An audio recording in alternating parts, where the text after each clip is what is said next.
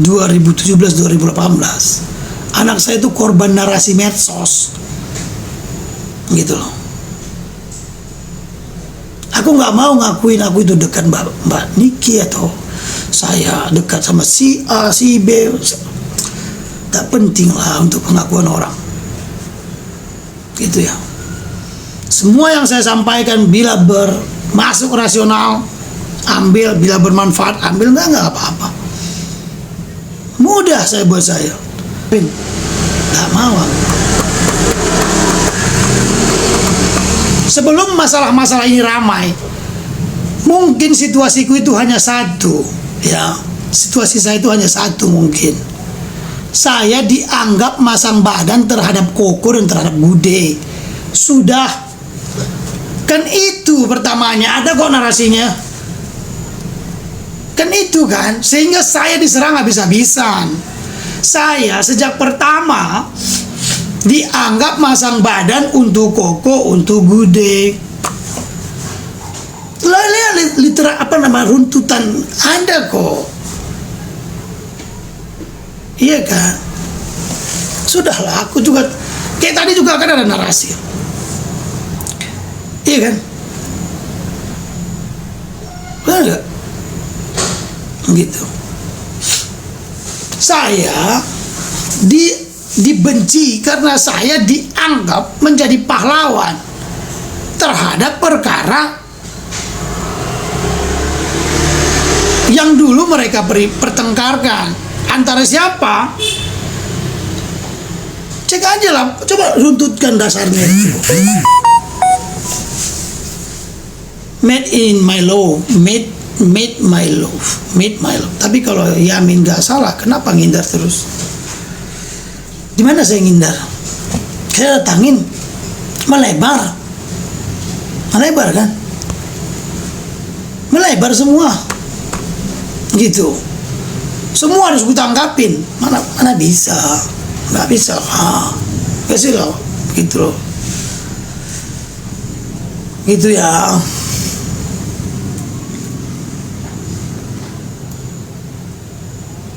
Isunya si Sahrul mau dipindah ke rutan tempat Niki itu gimana? Si Sahrul aja aku nggak kenal. Nah, itulah kan akhirnya kamu tanyakan sesuatu yang nggak aku tahu. Coba bagaimana aku menjawabnya? Inilah cukup banyak di Komal ini seperti itu, menanyakan sesuatu yang aku nggak tahu, gitu. Oh, aku nggak tahu. Sorry ya, Tiar 911. Terima kasih Tiar.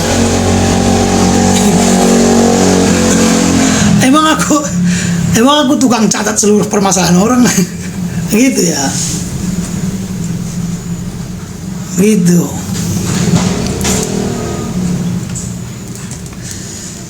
Oke. Nah, contoh begini ya. Ini ada Tiar. Temannya Tiar itu dulu saya pernah ngomal, ya, di room dia. Setelah ngomal ramai. Sebelum ada perkara-perkara ini ya, temannya itu hubungin saya, mengatakan ada beberapa orang yang mendm-nya. Ya, saya DO dari kampus, saya belum sarjana hukum, saya belum bla bla bla, belum lulus. Jadi narasinya saja sudah berubah-ubah, DO dan lain-lain. Sebenarnya selama saya buka TikTok, ini bukan hal baru yang kuterima. Ngomong di parok ya bang, fans di kita, ya thank you nanti. Ada bahasa apa dia? Gitu. Oke. Aku sebenarnya kalau aku mau melaporkan orang pidana ya, kayak yang sekarang inilah, bisa nggak udah kulaporkan? Bisa, memenuhi syarat. Undang UUD kok itu cuma bridging aja, gitu ya. Tiar 911, kamu nongol di sini Tiar. Habis ini orang akan DM kamu habis-habisan. Ada beberapa waktu itu saya ngomal di salah satu room, ya, perempuan yang tinggal di Belanda. Saya bilang saya nggak bisa lama-lama. Nanti saya kasihan ke dia bukan ke aku. Coba Tiar, nanti kamu tunggu aja Tiar ya. Tiar, Mbak Tiar. Aku mohon maaf Mbak Tiar ya. Orang akan DM kamu dengan banyak yang negatif tentang saya. Mereka nggak kenal aku. Gitu. Aku nggak kasihan sama diriku. Aku kasihan sama Tiar sebenarnya nanti. Jadi private aku buru-buru. Itu aja. Gitu ya. Banyak, bukan hanya bulan ini, bulan lalu, dimanapun setiap saya komal, dari sejak saya punya TikTok, masalah politik demikian. Jadi buatku hal-hal seperti ini sudah nggak perlu kutanggapin terlalu banyak. Itu loh. Itu makanya thank you ya. Jadi nggak perlu lah kutanggapin terlalu banyak.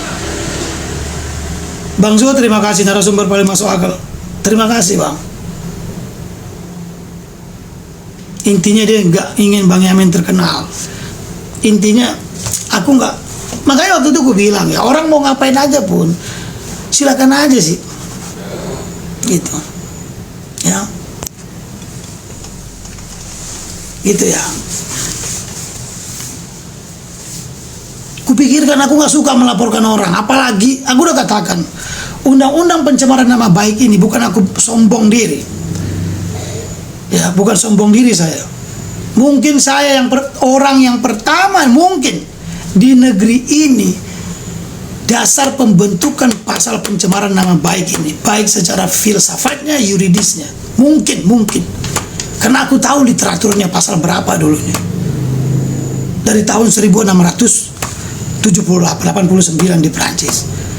Dalam tradisi Romawi. Gitu. Babang, aku mohon maaf tak aku sebut namanya ya Mbak Tika ya.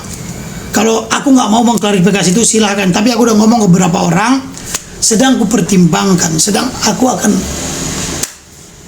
apa ya. Tapi yang pasti ya Mbak Tika, nama yang Mbak Tika sebutkan tadi sudah saya dapat seluruhnya.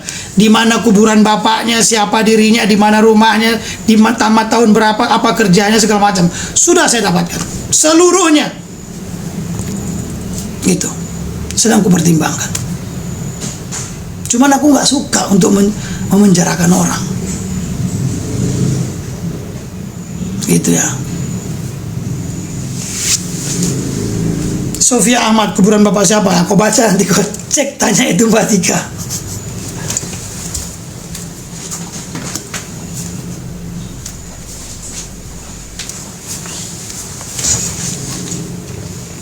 Kuburan bapak siapa? Kuburan bapak yang sudah meninggal aja. Saya nggak mau sebut lah. Makanya kan saya bilang, Tika, kau DM aku. Waalaikumsalam. Nami Sachi. Gitu. Ya. Simpel aja buatku. Simpel. Buat apa cari kuburan Bang? Buat cari nomor.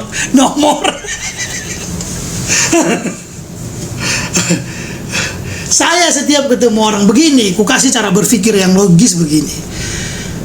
Kalau Sofi, Nami Sachi, Mbak Tiar, atau siapapun kenal dengan si A, si B, termasuk Anda kenal saya, jangan percaya saya 100%. Ya, jangan. Tak penting. 50% cukup. 50%-nya kepercayaan itu datang dengan berjalannya waktu. Begitu. Cara berpikirku begitu. Sama aku seperti kamu. Sama seperti ketika aku dengar orang bernarasi di Komal. Setiap ku dengarkan narasi orang, nggak mau aku percaya 100%. Ku uji logiknya. Logikanya aja. Gitu. Oke? Logikanya aja ke depan. Nah, sejalan waktu itu ya, apa namanya, ada hal-hal yang mungkin, wih, ada kawan gue nih di balik layar narasi Prof. Emran gimana Bang? Kamu tanya diri kamu lah, jangan aku. Gimana sih? Aditya, aku itu bukan juri untuk menilai narasi orang. Sehat. Di balik layar kamu ada aja di pertanyaanmu. Emang aku jadi juri apa?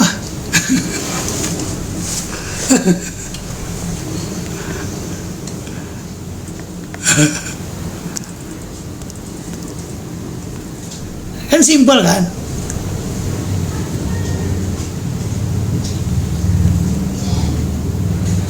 GD sudah mengakui dan minta maaf. Yang jadi penasaran teman-teman masalah Bagan, ya itu silahkan aja lah, bukan urusanku lah gitu. Ya, Ana, ya makasih gitu. Ani, thank you.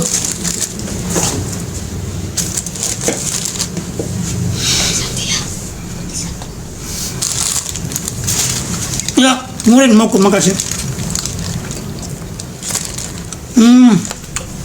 Teman-teman, simple ya. Aroy, I think you should make my name clear ya. Saya komunikasi dengan Kak PJ, Putri Jimbo. Karena kalau kita mau mengclearkan sesuatu, jangan di tempat yang keruh. Ya. Harus ada tujuan.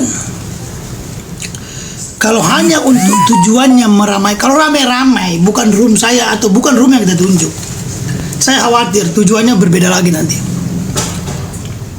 Tujuannya untuk algoritma TikTok ini bertengkar, maki-makian, ya, saling hina, saling harding, saling maki. Maka TikTok itu akan ramai. TikTok itu akan ramai. Saya tidak mau masuk room. Aku nggak mau masuk kecuali room yang ku anggap clear untuk mengclearkan sebagaimana tadi narasi. Oke? Akan ku pikirkan.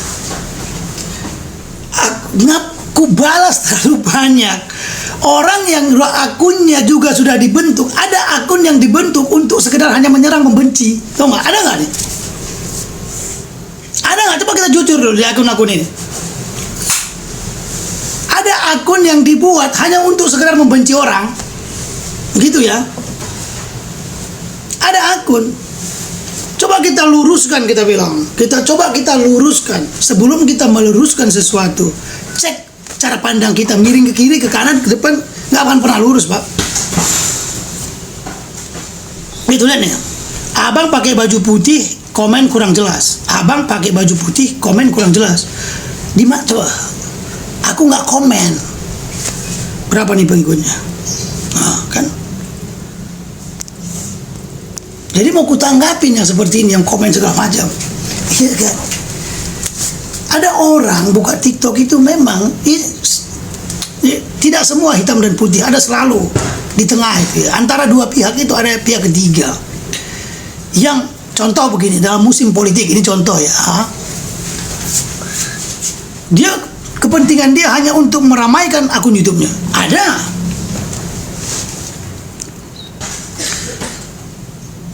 Maksudnya komen netizen pakai baju putih, nggak tahu lah, aku yang dibahas nggak penting lah itu Japong.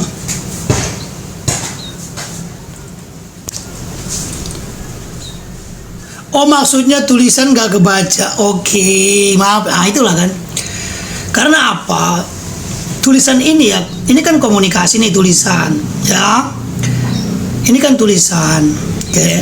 Ini hanya lapisan luar komunikasi, bentuk komunikasi, hanya lapisan luar. 7-10% kekuatannya untuk meyakinkan orang. Dia akan sangat sulit didapat substansi dari tulisan yang terpotong-potong. Kalian punya grup WA enggak? Atau grup TikTok?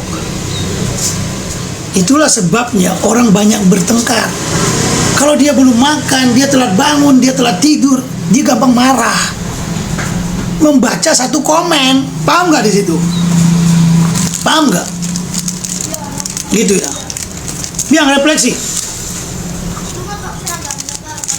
Oh, Caca baju warna putih. Jadi membacanya kurang gitu. Oke.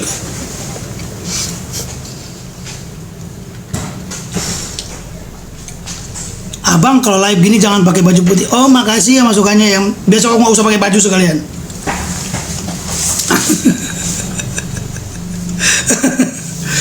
Gitu ya. Aku sekali lagi saya katakan, aku kalau masalah saya ini satu, saya dituduh orang. Coba dengarkan narasi kemarin itu begitu banyak. Dari zaman 2004 pertama kali saya punya TikTok mau masuk musim politik, dituduh saya tidak punya ijazah, dituduh saya bukan hukum, dituduh saya bukan sarjana hukum, dituduh saya DO, dituduh sampai kemarin juga terdengar narasi itu. Saya ulang ya, buatku simpel aja, nggak perlu gue tanggapin, ya. Oke, nggak perlu gue tanggapin. Dituduh saya melakukan KDRT kepada beberapa perempuan, ngeri, beberapa. Makanya di situ perlu kita melihat narasi itu yang paling penting teman-teman ya. Agar apa?